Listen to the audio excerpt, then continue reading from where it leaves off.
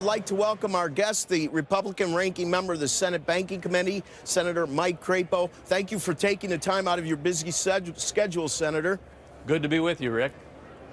All right, listen, I have three areas I want to cover. The first is there's been many articles written of late. There was just recently one in the New York Times that when it comes to GSE reform, one of the areas are the thousands of shareholders and what will happen to them and the kind of bait and switch done by Treasury and the federal government to potentially result in a lawsuit. Just touch on that briefly. That really isn't the focus of what I want to discuss, but it's important. Yeah, it is very important. It's an issue, however, that's going to be decided in court rather than in Congress. The bottom line is that under the current conservatorship, all of the current profits of Fannie and Freddie are being swept into the Treasury rather than being utilized to recapitalize Fannie and Freddie. And although our legislation continues the status quo, the fact is that the courts will determine whether that was a proper action. And if so, if the courts determine that that's not legal or appropriate, then there will have to be adjustments made.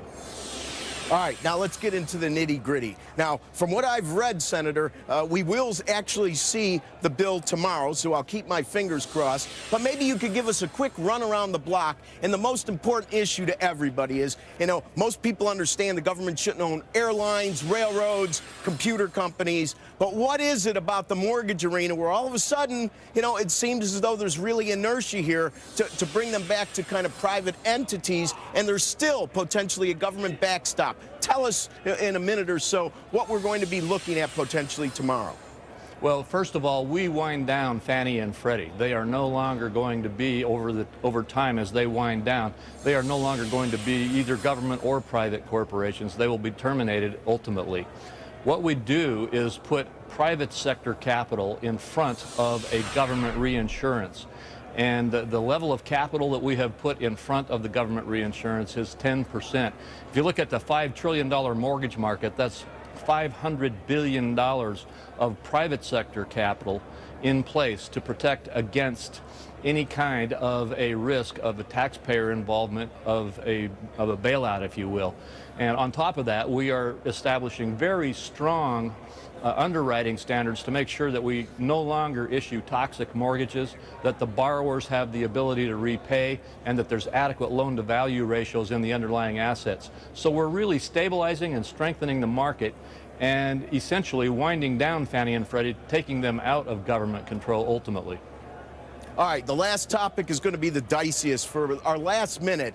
You know, let's look at all of this through the optics of the politics and the landscape of a midterm fast approaching. It seems to me all this energy wouldn't be expelled if there wasn't a potential to actually get this done. Conventional wisdom, on the other hand, dictates very little is going to get done before the midterms. Can you weigh in on that aspect? Yes, you know, with regard to almost all legislation in Congress right now, there's sort of a notion that the upcoming election is going to make it hard for anything to get done. I think that the opposite is true for this legislation. We have a bipartisan agreement here in the Senate. We're moving forward with very critical and important legislation to stop too big to fail in the mortgage industry and the housing industry. And I think that there's strong support across the stakeholder interests in the country.